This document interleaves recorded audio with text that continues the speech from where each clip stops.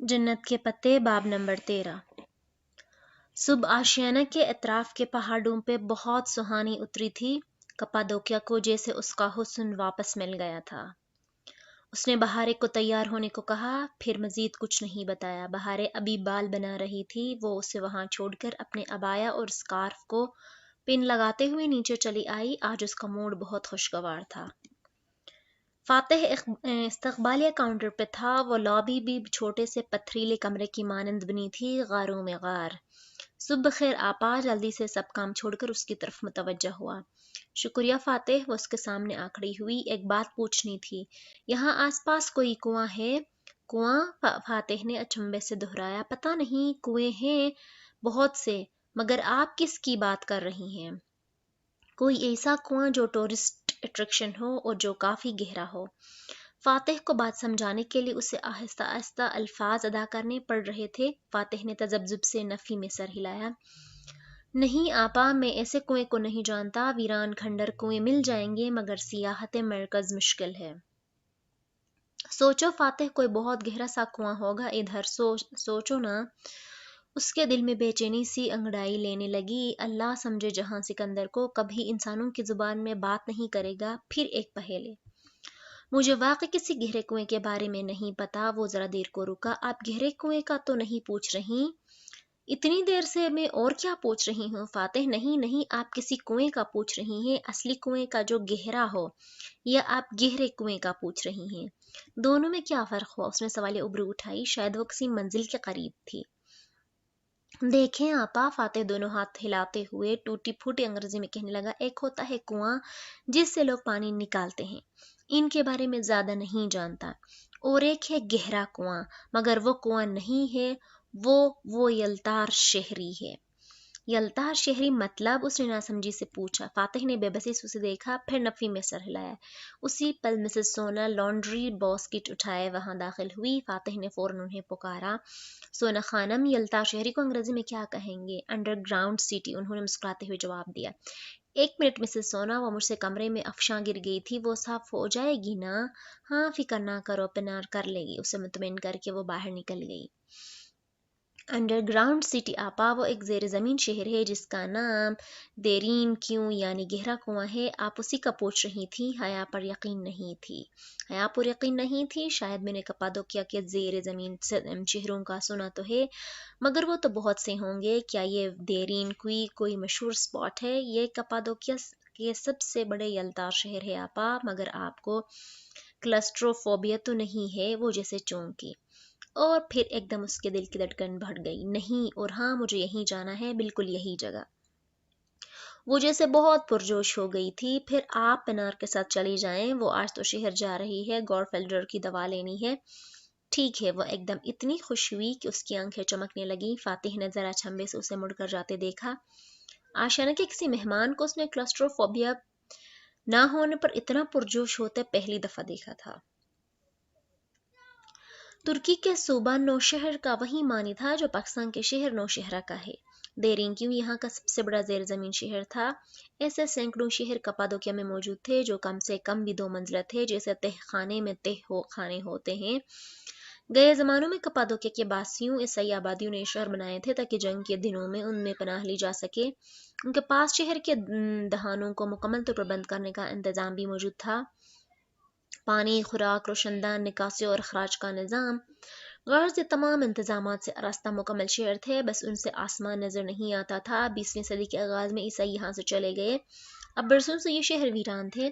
चंद साल पहले इनको सयाहों के लिए खोल दिया गया था। देरिंग की 8 मंजिलें सयाहों के लिए खुली थी। देरिंग का मतलब गहरा और क्यू यानी कुआं। उर्दू में गहरी दोस्ती और दुश्मनी के लिए इस्तेमाल होने वाला लफ्ज देरीना का माखज भी यही देरीन था। मोलूतबे उसे बहारे और पिनार को एक लंबी ड्राइव के बाद देरिंग क्यों ले आए। वो गॉडफिडर को लेकर खुद शहर चले गए और वो तीनों शहर की दाखिली सुरंग की तरफ आ गई जहां सयाहों की लंबी कतार लगी थी।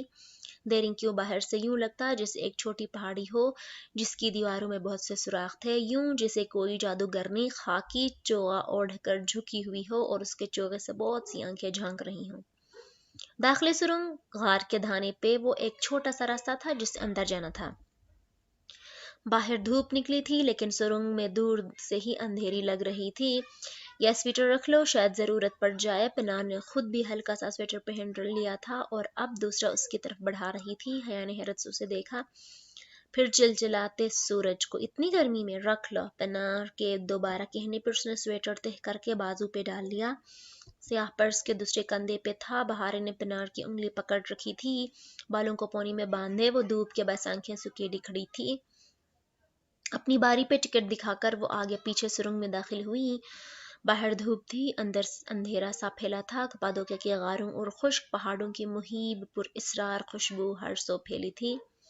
गाइड उन सब सयाहों की रहनुमाई करता जा रहा था। रश काफी था और राहदारियां तंग। बाज जगह तो इतनी तंग होती कि दोनों कंधे अतराफ की दीवारों से टकराते और बाज जगह गर्दन झुकाकर कमरे में दाखिल होना पड़ता। चंद राहदारियां और सीढ़ियों से गुजरकर वह सब सयाह एक बड़े कमरे में जमा थे, जहां शोर सा मचा था। सयाहों के सवाल और ऊंची आवाज में बोलता गाइड अजीब मछली बाजार सा बना था। वो बोर होने लगी। जहान का कोई अता पता नहीं था और फिल वक्त उसे ये जानने में दिलचस्पी नहीं थी कि शहर का रोशनदान या पानी का निज़ाम किस तरह काम करता था। सो वो पनार की तरफ मुड़ी। तुम भारे का ख्याल रखना, मैं बस आ रही हूँ। तुम कहाँ जा रही हो? बहारे परेशानी से कह उठी।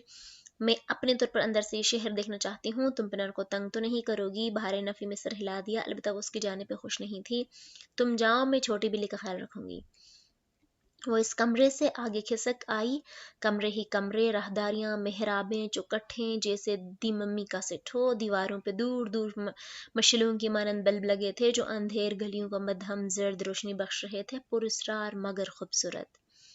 वो सयाहों के जमगठे से जरा आगे आई तो एकदम ठंड का एहसास हुआ। पनाठी कहती थी। उसने ग्रे स्वेटर रबाया को ऊपर पहन लिया और बटन सामने से खुले रहने दिए। वहां आसपास कोई नहीं था और जरा गुठन वाली जगह थी तो नकाब थोड़ी तक नीचे कर लिया। वो यूं ही तवील रहदारियों में आगे चलती जा रही थी कि दफतन हया किसी ने उसके कंधे को हल्का सा छुआ तो डर कर 2 कदम पीछे हटते हुए मुड़ी। सांस एक लम्हे को रुका था मगर फिर बहाल हो गया। बस डर गई। खाकी पैंट, भूरी आधे आस्तीन की टी शर्ट, कंधे पे बूरा दस्ती बैग और सर पे सियाह पिकअप। वो पैंट की जेबों में हाथ डाले बहुत संजीदगी से उसे देख रहा था। वो लम्हे भर को तो कुछ नहीं कह पाई। हाय, इतनी जल्दी डर गई, और कल मुझे किसी ने कहा था कि वो अकेले कप्पादोक्या में रह सकती है। चूंकि अभी वो गुज़िश्ता रात की तरह नहीं डरी थी, इस लम्हे भर में खुद को संभाल चुकी थी। कल किसी ने ये भी कहा था कि वो अकेली नहीं है। ओह, तुम्हारा बॉडीगार्ड तो भूल गया था। अभी किधर है वो दोनों नीम रोशन राहदारी के वस्त में आमने सामने खड़े थे। मैं मान ही नहीं सकती कि तुम्हें मालूम नहीं कि वो कहाँ है। जहान एक नज़र उस पर डालकर दाएं तरफ एक कमरे में दाखिल हो गया। वो उसके पीछे चली आई। वो एक बड़ा सा कमरा था, जेर ज़मीन शहर का किचन। एक तरफ ज़मीन पे चौकोर चूल्हा बना था, जैसे पाकिस्तान में गांव में मिट्टी के चूल्हे होते हैं, और दूसरी तरफ दीवार में खिड़की के मानन चौकोर बड़ा सा खला था। उसे अपना किचन याद आया, जहान उसे लाउंज में झांकने के लिए आधी दीवार जितना खला था। कुछ कहा था मैंने कल हया? वो इस खुली बगैर पिट के खिड़की के साथ टेक लगाए जेबू में हाथ डाले खड़ा हो गया। क्या वो अनजान बन गई? तुम वापस जा रही हो या नहीं? दीवार पे लगे बल्ब की रोशनी जहां से टकरा कर गुजरती थी, यूं कि सामने वाली दीवार पे उसने साया पड़ने लगा था। हया उसके बिल मुकाबिल चूल्हे की चौकी पे आकर बैठ गई। उसका साया जहान के साय के मुकाबिल गिरने लगा। वो असल में काफी फासले पे बैठे थे, मगर एक ही दीवार पे गिरते आमने सामने बैठे साये काफी बड़े और करीब लग रहे थे। और मैंने ये भी कहा था कि मैं वापस नहीं जा रही। मगर क्यों? वो जैसे उकता गया। क्योंकि मैं तुम्हारे लिए नहीं, कप्पादोक्या देखने आई हूँ और देख कर ही जाऊंगी। मगर मैं चाहता हूँ कि तुम यहाँ से चली जाओ। इतने दिन कैसे रहोगी इधर? मैंने वो ऑडियो खोल ली थी। जहान के चेहरे के बजाय उसके साये को देखते हुए वो एकदम बहुत रसान से बोली। लम्हे भर को पूरे जेर जमीन शहर में सन्नाटा छा गया। जहान बिल्कुल चुप हो गया। उसे लगा वो अभी हंस देगा, फिर उसे रुकने को कहेगा। मगर तो तुम्हें अभी तक किस अंदाजा नहीं हुआ कि मैं क्यों तुम्हें यहाँ से भेजना चाहता हूँ? वही संजीदगी, फिर खुश्क अंदाज। उसे धचका सा लगा। कोई अपनायत, कोई राज बांट देने वाला एहसास नहीं, वो तो वैसा ही था। नहीं, मुझे वापस नहीं जाना, और मेरे यहाँ होने से तुम्हें क्या मसला है? उसकी आवाज में दबा दबा गुस्सा दर आया, मुझे तुम्हारी फिक्र है, मैं चाहता हूँ तुम महफूज रहो और ये महफूज जगह नहीं है। खड़े साये ने इतने ही गुस्से से सर झटका था, तभी जेर जमीन शहर की दीवारों ने बैठे साये को उठते और खड़े साये के सामने आकर रुकते देखा। और वापस जाने से मैं महफूज हो जाऊंगी जहान बे? हाँ बिल्कुल, मुझे यहाँ से 2-4 दिनों में अंकारा चले जाना है, फिर वहां से एक और शहर, उधर से शाम, मैं शाम से चंद दिन में इस्लामाबाद वापस आ जाऊंगा। मैं तुमसे वहीं मिलूंगा, हो सकता है रोहेल के वलीमा में हम दोनों साथ होंगे। इसलिए अभी तुम चली जाओ, क्या गारंटी है इस बात की, हो सकता है वापसी पे मेरी फ्लाइट क्रैश कर जाए।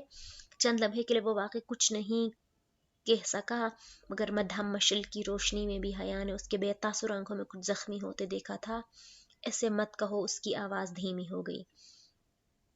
नहीं जहान बे, मुझे बोलने दो। हाँ फिर क्या गारंटी है कि मैं वहाँ महफूज रहूंगी? हो सकता है कोई पुराना दुश्मन मुझे गाड़ी तले कुचल दे। हयाम में, हो सकता है ये हमारा आखिरी सफर हो। क्या तब भी तुम ऐसे मेरे साथ नहीं रहना चाहोगे? उसकी आवाज देरी क्योंकि दीवारों से टकरा कर पलट रही थी, मगर अब उसके आंसू भी शामिल थे। मैं सिर्फ तुम्हें महफूज देखना चाहता हूँ हया, वो जैसे बेबसी से बोला था। और तुम खुद? मेरा क्या है, मेरे लिए रोने वाला कोई नहीं होगा, मगर मुझे तुम्हारी फिक्र है, इसलिए मैं चाहता हूँ कि तुम ये चाहते हो, तुम वो चाहते हो। तुम हर वक्त सिर्फ अपना क्यों सोचते हो जहान? तुम हर चीज प्लान करके क्यों रहना चाहते हो? तुम हर वक्त दूसरों को आजमाते क्यों रहते हो? हया, उसे जैसे दुख पहुंचा था, वक्त पीछे चला गया था, वो उसका जिंजर ब्रेड हाउस तोड़ चुका था और वो उस पर चिल्ला रही थी।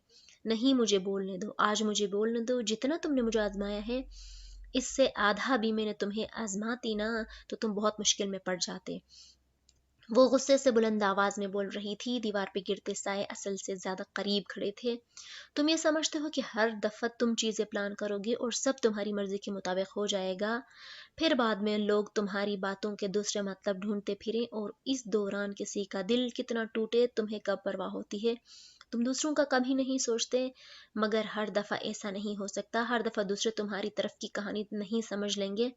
ये कर लो तो वो हो जाएगा, वो कर लो तो ये हो जाएगा। मैं मजीद तुम्हारे इन प्लान्स के मुताबिक नहीं चल सकती। बोलते बोलते उसका सांस फूलने लगा। जहान ने हाथ जेबों से निकालकर सीने पे लपेट लिए और दाएं जोगर से जमीन को खरचता वो सपाट चेहरे के साथ सुन रहा था। और भी जो कुछ अंदर भरा है मेरे खिलाफ वो भी कह दो। मेरे अंदर जो भी भरा हो तुम्हें परवाह नहीं। तुम मुझसे मेरे बुरके पे बहस करके चुपचाप चले आए। अगर तुम्हें मेरे बुरके से मसला नहीं था, तो फिर तुमने एक दफा भी कोई उम्मीद, कोई वजाहत क्यों नहीं दी? क्या यह मुनासिब था कि तुम मुझे यूं छोड़कर आते और सारे खानदान में मेरा तमाशा बनता? तुम हर दफे ये समझते हो कि बाद में तुम दूसरों को मना लोगे। क्या मना लेने से दिल पे लगे जख्म मिट जाते हैं? सख्त लकड़ी पे भी कुल्हाड़ी की एक जरब लगाओ तो सारी उम्र के लिए निशान रह जाता है। मैं तो फिर इंसान हूँ, क्या तुम सारी जिंदगी यही करते रहोगे? उसकी आवाज दर्द से फटने लगी। जहान का बेतासुर सपाट होता चेहरा देखकर उसे और भी गुस्सा चढ़ने लगा। जब से वो गुस्से से बोलने लगी थी, तब से उसका चेहरा बेतासुर पड़ गया था। और अगर मुझे कोई गाड़ी तले कुचल दे तो फिर किसी को वजाहतें देने आओगे, मगर तुम मुझे नहीं समझोगे। वो बेबसी भरे दुख के साथ कहती पलटी और तेज तेज कदमों से चलती बाहर निकली। फूला तनफ्फुस और आंखों में जमा आंसू, अजियत ही अजियत थी। वो भी किसको समझा रही थी? वो परवाह ही कहाँ करता था। राहदारी में सब कदमों से चलती वो बेआवाज रोती आगे बढ़ती जा रही थी। फिर एक कमरे में बैठने को वैसे ही चौकी नजर आई तो जाकर उधर बैठ गई और चेहरा दोनों हाथों में छुपाकर बेख्तियार रोने लगी। चेहरा इसलिए ढांपा था कि गहरे कुएं की कदीम दीवारें उसकी आंसू ना देख सके, सुरुंग इसकी सिसकियां ना सुन सके और मसनवी मशअल की रोशनी में उसकी हिचकियों से लरजते वजूद का साया ना पड़े। मगर आंसू, सिसकियां और लर्जिश ढांप लेने से भी नहीं ढकती। वो भी किसको समझाना चाह रही थी? वो कहाँ उसकी मानता था? वो उसके साथ कपाकंदोकिया में रहना चाहती थी जितने भी वो दिन वो उधर है, मगर वो उसे अब भी हमेशा की तरह जबरदस्ती वापस भेज देगा। बेबसी ही बेबसी थी। उसने भीगा चेहरा उठाया। सुरुंग, मेहराबी चौकटें, भूल भलियां सब सुनसान पड़ी थी। वो वहां नहीं था। दीवार पे गिरता साया अकेला था। जहान उसके साथ नहीं था। अपने गुस्से में वो सब भूल जाया करती थी। ये भी कि एक दफा फिर वो हमेशा की तरह उसे छोड़कर आ गई थी, वो सब बातें कहकर जो वो सिर्फ उसको हर्ट करने के लिए कह रही थी। उसका मतलब वो हरगिज नहीं था। उसने दिल में वो सब नहीं कहा था। अल्लाह अल्लाह, उसने ये क्या कर दिया? वो अब कैसे आएगा उसे मनाने? जहान, वो बदहवासी के आलम में उठी और राहदारी की तरफ आई। वो दाएं से आई थी या बाएं से, शायद दाएं से। हथेली की पुश से घर रगड़ती वो उस जानिब भागी। एक मोड़, दूसरा, दाएं तरफ वो कमरा जहां अभी दो साए टकराए थे, अब वो खाली था। वो वहां नहीं था। जहान आंसू फिर से उसकी आंखों में जमा होने लगे। वो कहीं भी नहीं था। उसने फिर से उसे खो दिया था। मजीद इससे देरी क्यों नहीं देखा गया। वो उल्टे कदमों वापस मुड़ी। बेमुश्किल सीढ़ियां मिली और बाहर जाने का रास्ता समझ आया। गाइड सयाह अभी तक वहीं थे। बहारे और पनार भी एक तरफ खड़ी थीं। उसने बहारे का हाथ थामा और अपनी मोहतरम सुर्ख आंखें छुपाने की सही किए बगैर बस इतना बोली, वापस चलते हैं, मेरी तबीयत ठीक नहीं है। क्या हुआ? पनार हैरान और फिर परेशान हो गई, मगर वो कोई जवाब दिए बिना गहरे कुएं के दाखिल रुजन की तरफ बढ़ गई, जहां से सूरज की रोशनी झांक रही थी। वो तीनों सुरंग में आगे पीछे चलती गई। गार का अंधेरा छटता गया और बिलाखिर गार के धाने पे सूरज से चमकता रोशनदान सामने खड़ा था। वो कहीं नहीं था, कहीं भी नहीं। पनार ने फिर सवाल नहीं पूछा। बहारे जो बेचैन हो रही थी उसको भी चुप करवा दिया गया। उसका दिल बार बार भर रहा था। वो क्यों फिर से उसे छोड़ गई?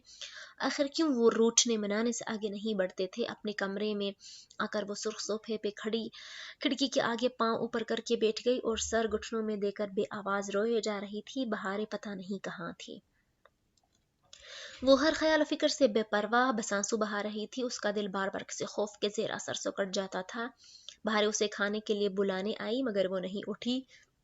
दोपहर की रोशनी आहिस्ता आहिस्ता बुझने लगी और शाम का अंधेरा कपादोक्या पे फैलने लगा। अरसू पहाड़ों पर जर्द बत्तियां जगमगाने लगी। वो इसी तरह सोफे पे सर घुटनों में दिए बैठी रही। आंसू भी पानी से बने होते हैं और पानी आसमानों से उतरा जाता है। सो आंसुओं के बाद का मरहम भी वहीं ऊपर से आता है। नींद, पुरसुकून नींद। उस पे कब नींद तारी हुई उसे पता भी नहीं चला। जहन में, दिल में, आंखों के पीछे हर जगह जेर जमीन शहर के सुरंग का मंजर उमड़ रहा था। वो गुस्से में उस पर चिल्ला रही थी और वो धीमे लहजे में उसे पुकार रहा था, हया बात सुनो। मगर वो उसे सुनना नहीं चाह रही थी। वो उससे फासले पे खड़ा था, फिर भी पता नहीं कैसा वो उसका शाना होले से हिला रहा था। हया, उठो, मेरी बात सुनो। बहुत धीरे से वो कह रहा था। चांदी के मुजस्सिमे फिर से वापस लौट आए थे। गहरे कुएं का अंधेरा छटता गया। चांदनी की झील हर सो फैलती गई। उसने एक झटके से आंखें खोली। कमरे में मध्यम सी रोशनी बिखरी थी। उसके सोफे के सामने मेज के किनारे पे बैठा जहान बहुत थकान से उसे देख रहा था। उसे आंखें खोलते देखकर वो थके थके से अंदाज में मुस्कुराया, देख लो, तुम मेरे लिए कपादोकिया नहीं आई, मगर मैं हर दफा तुम्हारे लिए आ जाता हूँ। फिर भी कहती हूँ मुझे परवाह नहीं है। वो एकदम उठकर बैठ गई। बिना पलक झपके वो यकटुक उसे देखने लगी। फिर अचानक ही बहुत से आंसू उसकी आंखों से टप टप गिरने लगे।